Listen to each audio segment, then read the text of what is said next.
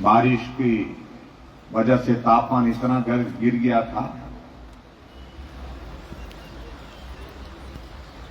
कि रजाई तो लेनी ही पड़ी, लेकिन रजाई के साथ कंबल भी लेना पड़ा। और जब आज बल पहुंचे तो यहां हम तापमान देखते हैं कि ये तापमान तो 30 डिग्री से ऊपर ही चला गया है। और ऊपर से जहां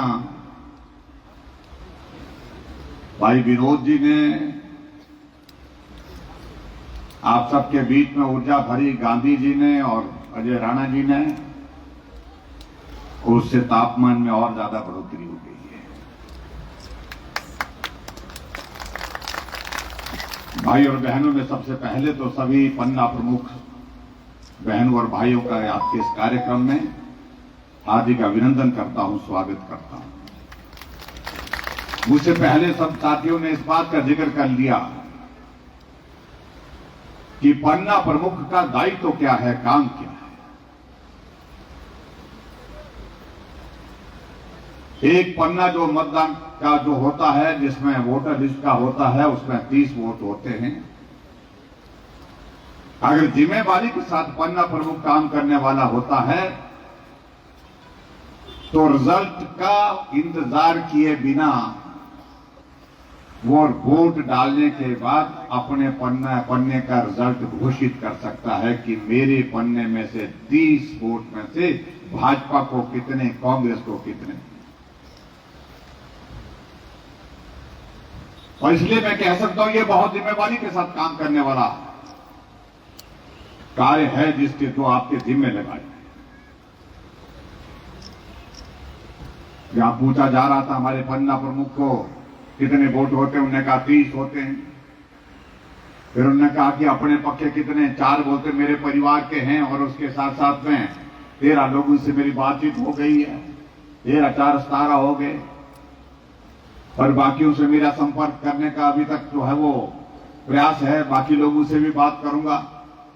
मैं सबसे पहले सभी भाई बहनों से इस बात के लिए निवेदन करना चाहूंगा कि 30 लोग जो आपके 30 मतदाता जो आपके पन्ना में हैं, 30 के 30 लोगों से आपने बात करनी है। ऐसा मत छोड़ देना कि कांग्रेसी है तो उसको इससे बात नहीं करनी है, क्योंकि कांग्रेस के लोग भी भले ही झंडा तो कांग्रेस के लगाए हुए हैं घर में, लेकिन दिल में, दिमाग में एक बात में बड़ा साफ और स्पष्ट उनके भी हो गया है कि आएंगे तो मोदी। जब आप बात करेंगे तो निश्चित रूप से मैं इस बात को दावे के साथ कह सकता हूं कि आपकी बात का असर होगा।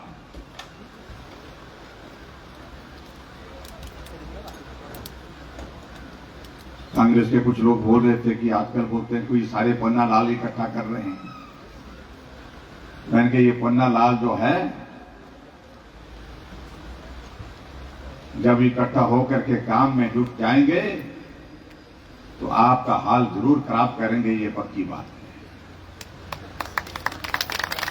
है। ये हमारा सौभाग्य है भाई और बहनों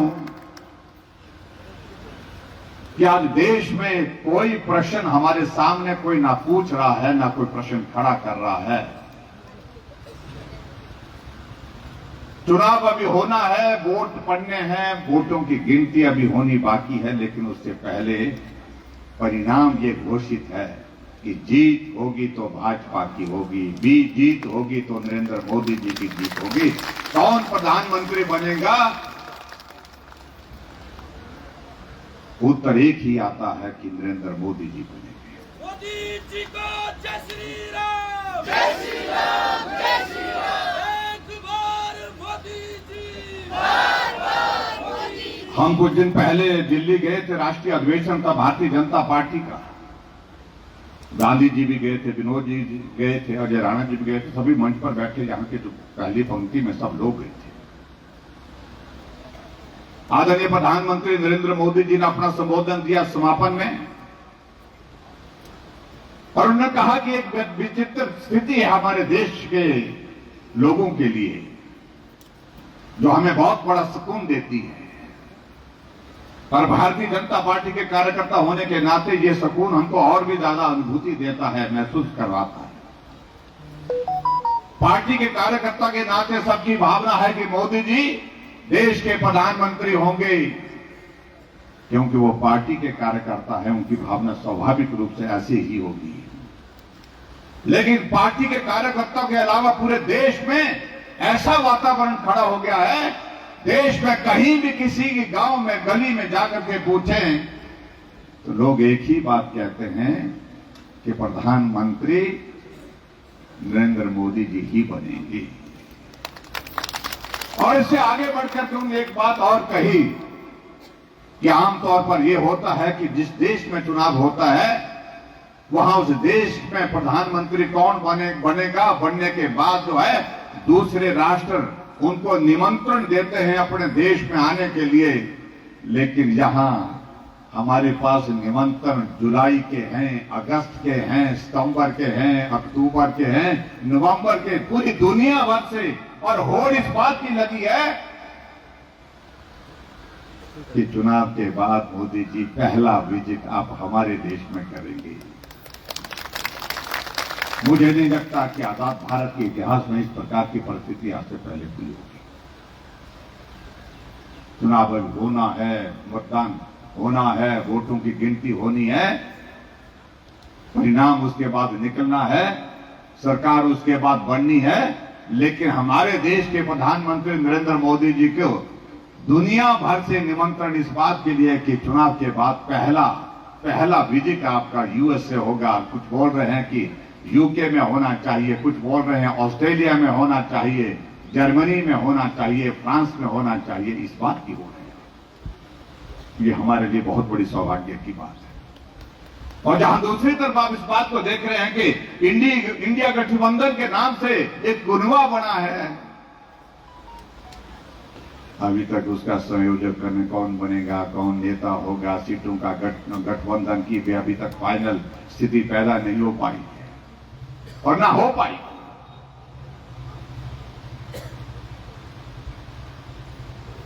इसलिए सबसे पहले तो मैं भारतीय जनता पार्टी के सभी समर्पित कार्यकर्ताओं को बधाई देना चाहता हूं। सरकार आपकी बन रही है, प्रधानमंत्री आपके बन रहे हैं, नरेंद्र मोदी जी बन रहे हैं। और इस जीत को और यशस्वी बनाने के लिए आओ आज हम संकल्प लें और भारतीय जनता पार्टी के यहां से जो प्रत्याशी हैं कंगना रनावत जी, उनको भारी बहुमत के साथ जिताएंगे। मैं देख रहा था कुछ दिन पहले यहां पर कांग्रेस पार्टी के कुछ नेता आए और उन नेताओं में से वो लोग भी शामिल थे जो कुछ मंडी जिला के थे, आपके इस विधानसभा क्षेत्र से थे, और जो पार्टी के प्रत्याशी वो भी थे। और जिस भाषा में यहां कहा गया मंडी के बारे में, मैं सिर्फ इतना ही कहना चाह रहा हूं, मैं उन बातों में नहीं जाना चाह रहा हूं, लेकिन मंडी का अपमान करके, मंडी को गालियां दे करके आप जीतना चाहोगे, समर्थन लेना चाहोगे, ये हो नहीं सकता है। इस बात को मैं दावे के साथ कह सकता हूं। मंडी की भावना को जिस प्रकार से आपने आहत किया है, कि मंडी के लोग कभी भूल नहीं सकते हैं। उनके बुजुर्ग लोग भी राजनीति में रहे, लेकिन कभी भी मंडी के लोगों के लिए ऐसे शब्दों का इस्तेमाल नहीं। मैं सिर्फ इतना ही कहना चाह रहा हूं और इस बात को समझाने की आवश्यकता है, जिनको और समझने की आवश्यकता है, और जिन लोगों को समझ में नहीं आया उनको समझाने की भी आवश्यकता है। अब गांधी जी यहां कह रहे थे कि नाचन विधानसभा क्षेत्र में नेर चौक में लक्ष्मी का डिवीजन दिया था। सरकार कांग्रेस पार्टी की सरकार बनने के बाद सुखू जी ने पहली कैबिनेट में फैसले ले लिए, उसको डिनोटिफाई कर दिया। आपके रिवालसर में आईटीआई दी थी, आईटीआई भी डिनोटिफाई कर दी। वेटनरी डिस्पेंसरी, वेटनरी हॉस्पिटल आपके दुर्गापुर में दिया था, वो भी बंद कर दिया। पुलिस चौकी रिवालसर को अपग्रेड करके उसको थाना बनाया था, वो भी डिनोटिफाई कर दिया। वेटनरी डिस्पेंसरी सिवली में दी थी तो वो भी डिनोटिफाई कर दी। अब वोट किस बात के लिए मांग रहे हैं?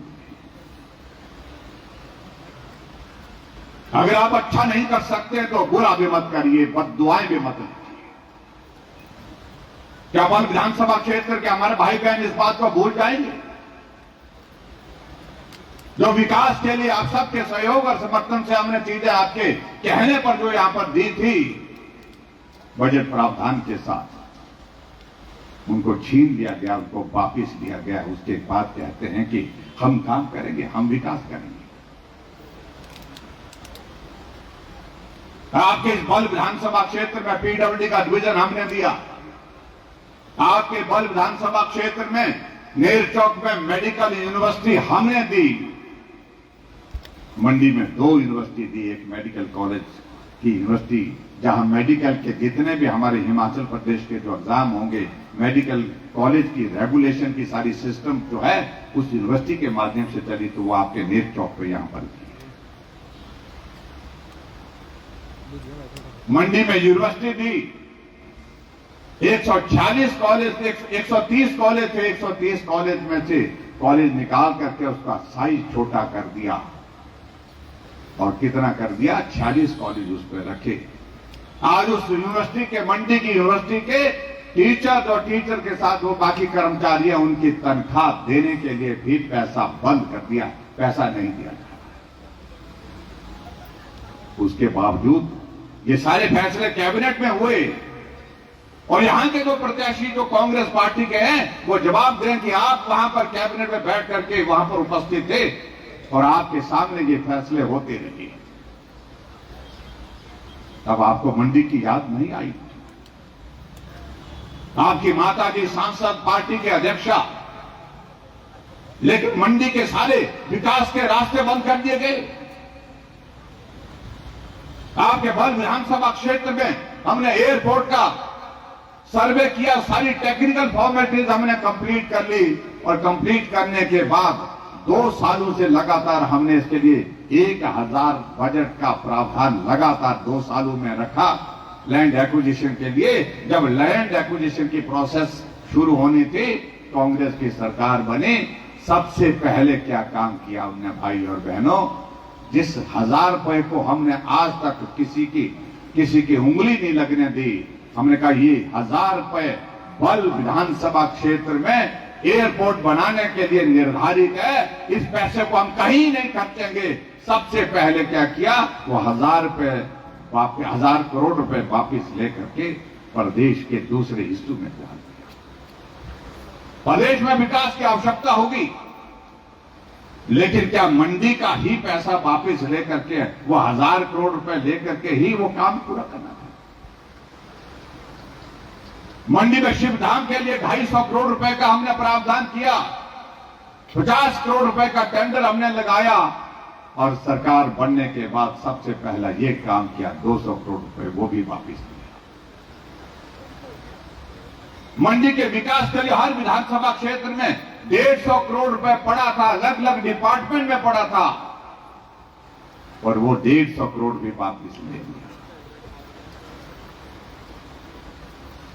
जो वोट मांगने के लिए आज हमारे बीच में यहां आ रहे हैं, जो कैबिनेट की बैठक में वहां पर उपस्थित होते हैं, क्या उनको इस बात को लेकर के उस वक्त एहसास नहीं हुआ कि जो हो रहा है गलत हो रहा है? अगर आप काम नहीं कर सकते हैं तो मत करिए, लेकिन जो काम चला हुआ है, काम चल रहा है, काम हो रहा है, उसको बंद नहीं करना चाहिए। इस बात को लेकर के हम साफ कहना चाहिए। ये हिमाचल के इतिहास में पहली बार हमने देखा। ये आंकड़े हैं जिन आंकड़ों को हम जिम्मेवारी के साथ कह रहे हैं और वो कह रहे हैं कि जयराम आए खुले में हम चुनौती देते हैं हमारे साथ किसी भी डिस्कशन के लिए। 15 महीने में हिमाचल प्रदेश में सारा विकास रुका पड़ा, ये हम ही नहीं कह रहे हैं।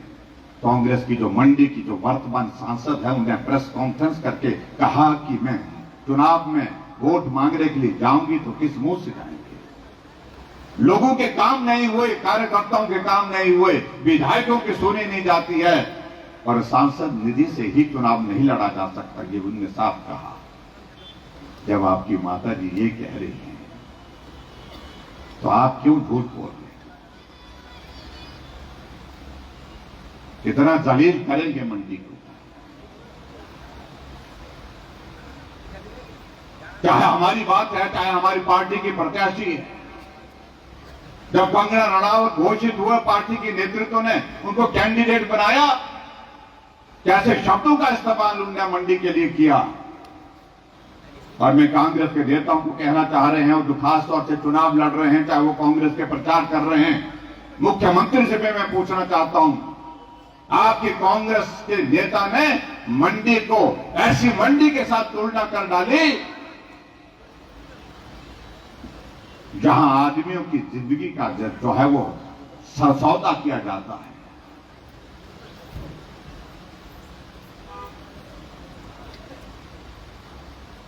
और उसके बावजूद आप चुप हैं। और मैं ये कहना चाहता हूं, जिस मंडी का जिक्र कांग्रेस के नेता वो कर रहे थे, ये मंडी वो मंडी नहीं, ये मंडी मांडव ऋषि की धरती है, देवभूमि है।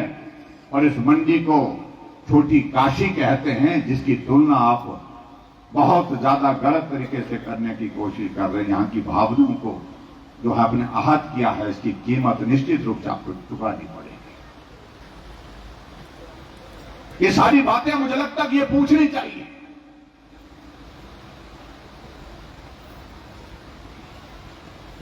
भाई और बहनों, मैं तो आप सबका हृदय से आभारी हूं। जब मंडी के सम्मान और स्वाभिमान का दौर आता है, आप सबका साथ मिलता है, आप चट्टान की तरह खड़े होते हैं।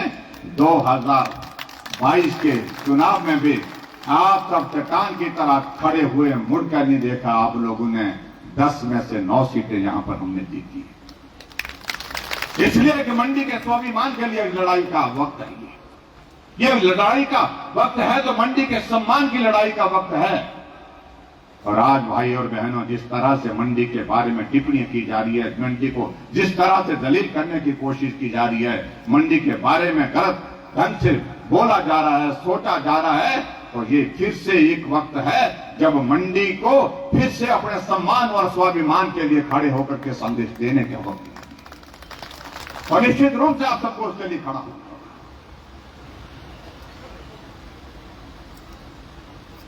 आज देश एक मजबूत नेतृत्व नरेंद्र भाई मोदी जी के मार्गदर्शन में आगे चल रहा है। आप देखिए, 80 करोड़ गरीब लोगों को राशन मुफ्त में दिया जा रहा है और कहा कि आने वाले समय में भी हम इसको जारी रखेंगे। 25 करोड़ गरीब लोगों को 10 सालों में गरीबी रेखा से ऊपर उठाने का काम हमने सफलतापूर्वक किया, ये प्रधानमंत्री नरेंद्र मोदी जी ने कहा। आयुष्मान भारत के अंतर्गत जो है सभी को 5 लाख रुपए का हेल्थ कवर दिया गया है। लेकिन अब की बार उन्होंने कहा है, ये मोदी की गारंटी है कि आयु जब बढ़ जाती है तो आदमी को और भी ज्यादा स्वास्थ्य की परेशानियां होती हैं, तो इसलिए 70 साल से ऊपर के सभी भाई बहनों का आयुष्मान में हेल्थ कवर दिया जाएगा। 5 लाख रुपए का हेल्थ कवर दिया जाएगा।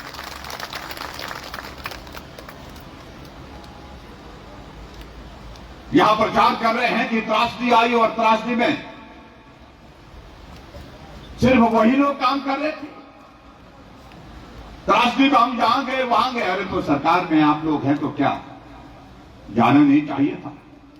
और हम आप सबके बीच में इस बात को जरूर कहना चाहते हैं कि वही नहीं गए, हम लोग भी गए। जब बल विधानसभा क्षेत्र में, नाचन विधानसभा क्षेत्र का हमारा जो लोअर बेल्ट का इलाका पानी से पूरा भर गया, रेत से भर गया, बजरी से भर गया, जहां गाड़ी नहीं जा सकती थी, पैदल नहीं जा सकते थे, तो हम ट्रैक्टर में बैठ करके भी, विनोद जी, मैं, सभी हम यहां पर, गांधी जी, सब लोग ट्रैक्टर में बैठ करके भी घर घर में जाकर के देखने को पहुंचे।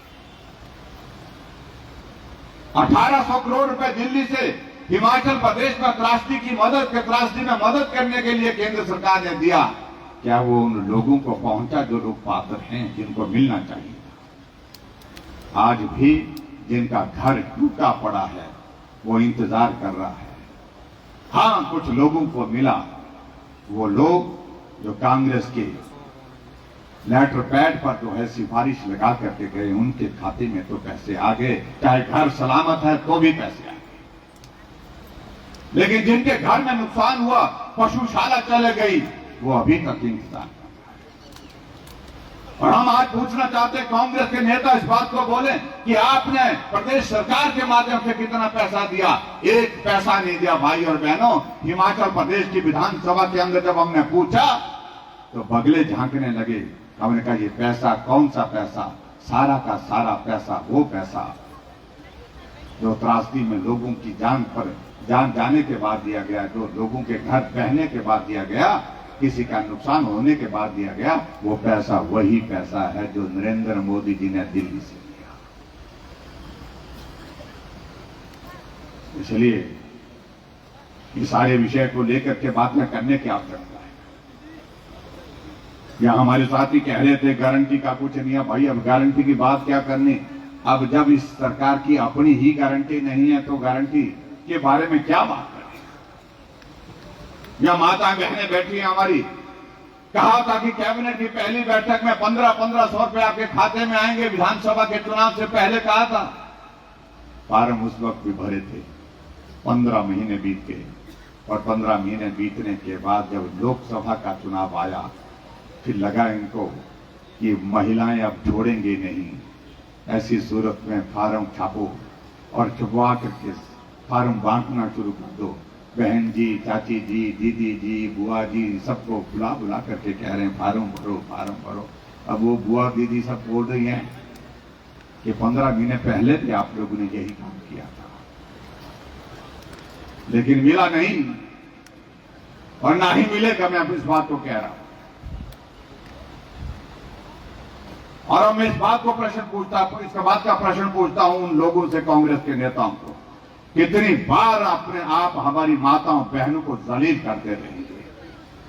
क्या यही आपने सोच रखा है कि 1500 रुपए का लालच दे करके आपकी बात पर हर बार ये वोट देते रहेंगे आपको?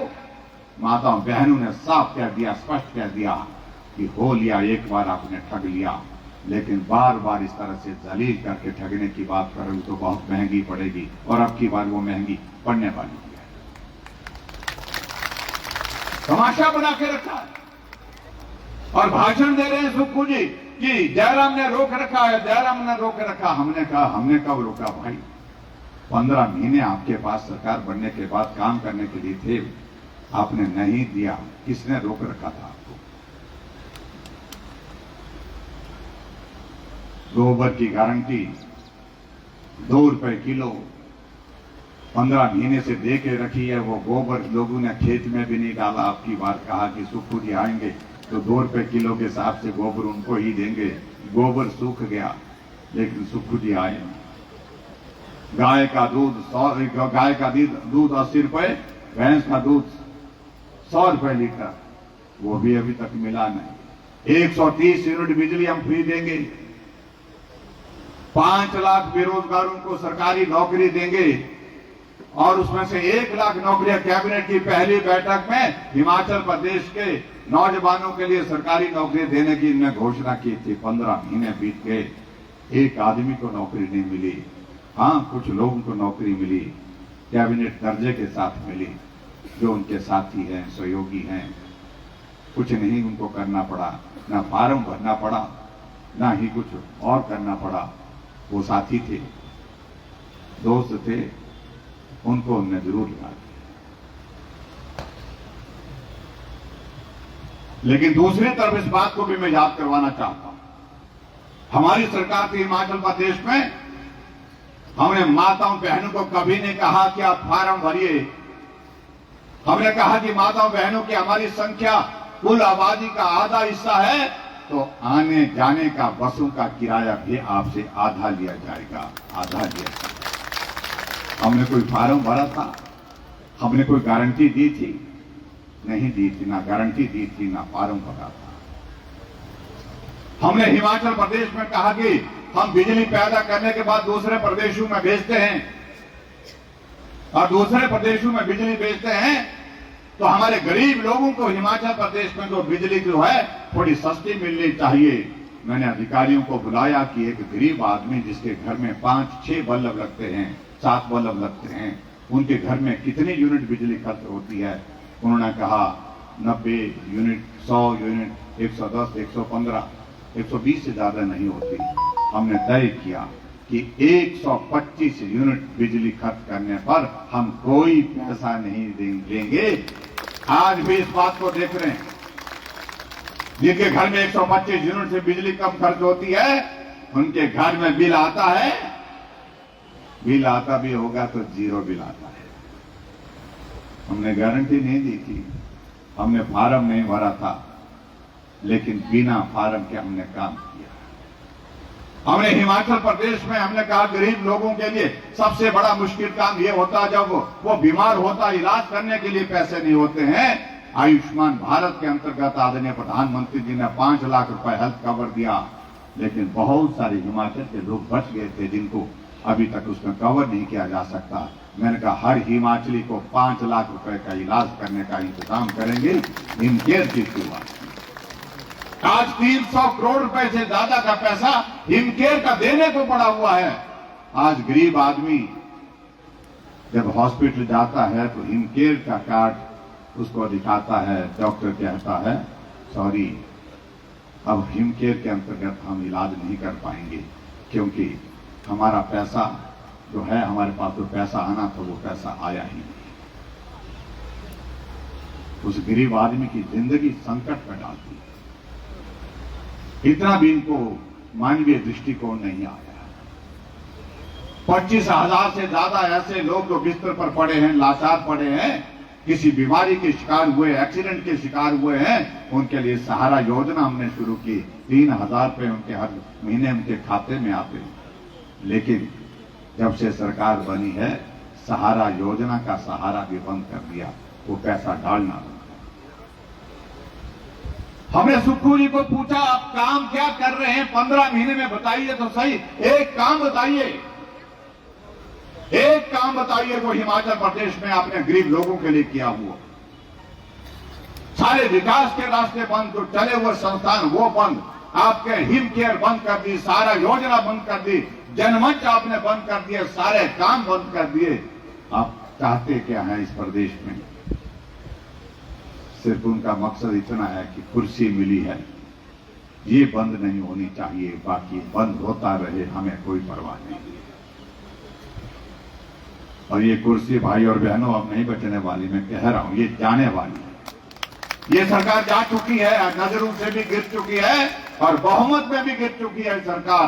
जिस दिन हिमाचल प्रदेश में राज्यसभा का चुनाव हुआ, जब परिणाम निकला, राम भक्तों की जीत उसमें हुई, भारतीय जनता पार्टी के हमारे कैंडिडेट उसमें जीते और कांग्रेस पार्टी बहुमत होने के बावजूद भी हार गई। उसके बाद हम कह रहे हैं क्या हिमाचल प्रदेश में सरकार बची है क्या? मुझे कहते हैं कि जयराम का हिसाब बड़ा कमजोर है। मैंने कहा हिसाब आपका भी मजबूत नहीं लग रहा मुझे।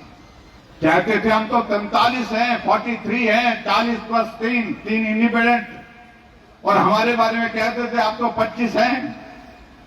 लेकिन हिसाब में कहां गड़बड़ हुई जरा देखें तो सही। आप 43 से 34 पहुंचे और हम 25 से 34 पहुंचे, और मेरे हिसाब से तो हमारा हिसाब ठीक ही है। और जब बराबर हो गए, वहां पर वोट हो गए, राज्यसभा के वोट बराबर हो गए, तो बराबर होने के बाद पर्ची डाली गई, तब हमको पूरा विश्वास हो गया कि जीत राम भक्तों की होगी और हार उनकी होगी जो इस बात का ऐलान कर गए थे चुनाव का परिणाम निकलने के बाद कि इस हिमाचल में 97% हिंदू हैं। मैं हिंदुओं की पार्टी को हरा करके आया, सनातन को हरा करके आया, इसका खामियाजा हमने कहा भुगतना पड़ेगा। और परिणाम में जब पर्ची उठाई गई तो हमने भगवान रामचंद्र जी के समक्ष हाथ ही जोड़े, हे प्रभु राम भक्तों पर दया करना, कृपा करना, और पर्ची उठी, भाजपा की जीत हुई और जो राम विरोधी थे उनकी।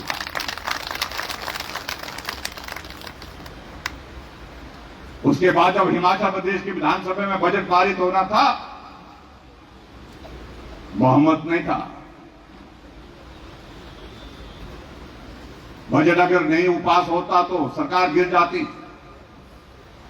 और ऐसी सूरत में क्या किया, हम भारतीय जनता पार्टी के 15 विधायकों को, जिसमें मुझे भी शामिल किया गया, गांधी जी को भी शामिल किया गया, विनोद जी भी शामिल थे, उसमें 15 विधायकों को 100 कमांडो बुला करके विधानसभा के अंदर से उठा करके बाहर फेंक दिया, तब जाकर के बजट पारित हुआ।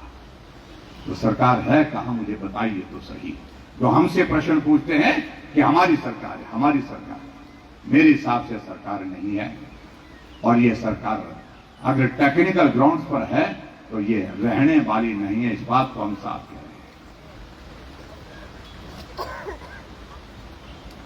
6 विधानसभा के उपचुनाव हो रहे हैं और आज मुझे लगता है कि आज शाम तक जो परिणाम ये भी हो सकता है कि जो 3 निर्दलीय विधायकों ने त्याग पत्र देके रखा है उनका भी रेजिग्नेशन स्वीकार करना पड़े। मैं उम्मीद करता हूं, सुप्रीम कोर्ट ने पहले कह दिया है, करना पड़ेगा। और इसलिए इन सारी बातों को लेकर के मैं इतना ही कहना चाह रहा हूं, ये सरकार तो गई, हर हालत में गई। जब 4 तारीख को, 4 जून को परिणाम निकलेगा तो सरकार 1 नहीं 2 बनेंगी। ठीक कह रहे थे विनोद जी, 1 के साथ 1 फ्री मिलेगी।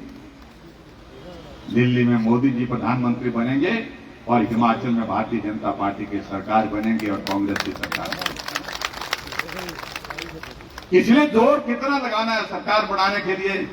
2 सरकारों के लिए दुगना जोर चाहिए भाई। अब आपके पता नहीं क्या होता, जो हमारे क्या होता है स्वराज में, जब बड़ा कोई मंदिर का काम लगता है तो बड़े बड़े पेड़ जो है वो काट करके उस मंदिर के निर्माण के कार्य में लाने होते हैं, उठा करके,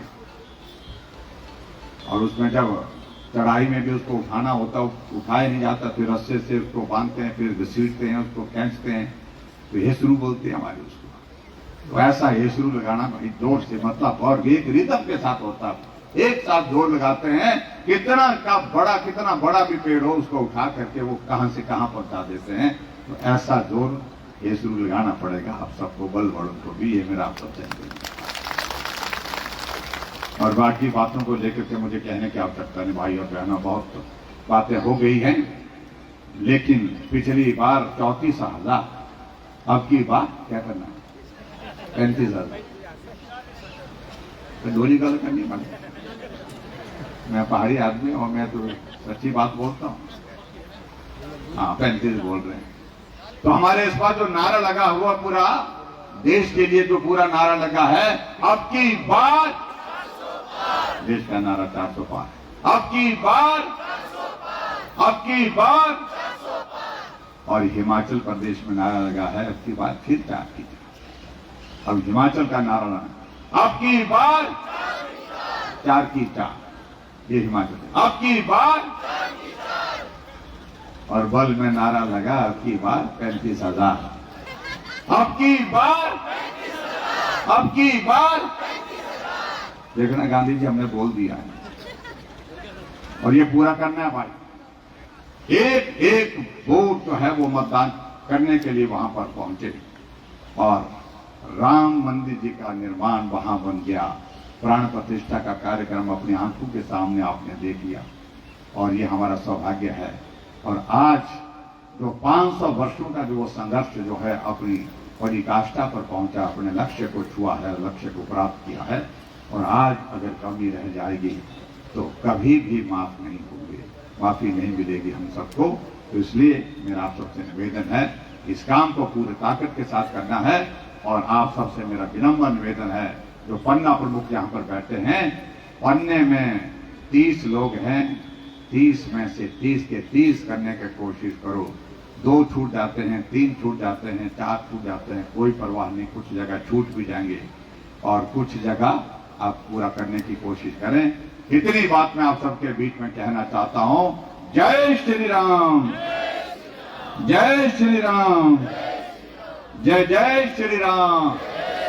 भारत माता की बहुत बहुत धन्यवाद। नमस्कार, जय हिंद, जय हिमाचल।